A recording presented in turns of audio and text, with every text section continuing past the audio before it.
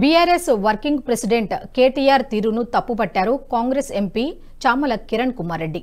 ప్రజలను రెచ్చగొట్టి కాంగ్రెస్ ప్రభుత్వాన్ని అబాసుపాలు చేయడమే కేటీఆర్ లక్ష్యమని విమర్శించారు.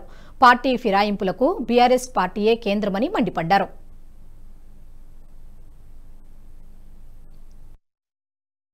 మా దాంట్లోకి వీడు వస్తాడని పిచ్చి మాటలు మాట్లాడింది ఎవరు?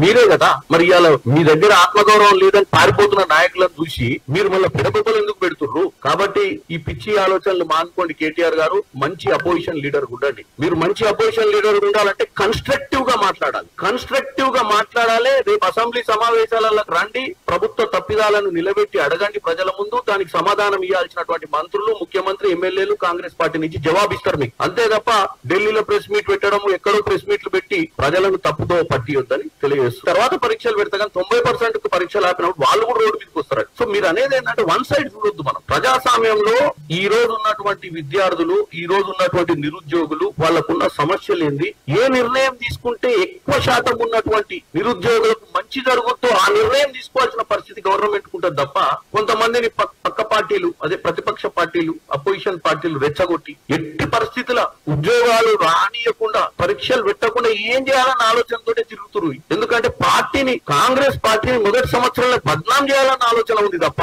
అరే విద్యార్థులకు, నిరుద్యోగులకు అన్యాయం జరుగుతుంది, మన రాజకీయాల కోసం వాళ్ళ భవిష్యత్తుని ఖరాబ్ చేయొద్దన్న ఆలోచనతో లేరు. 10 ఏళ్ళు అధికారం ఇచ్చినా ఇంకా సిగ్గు లేదు. ఇదే జనం 10 ఏళ్ళు అధికారం ఇచ్చారు.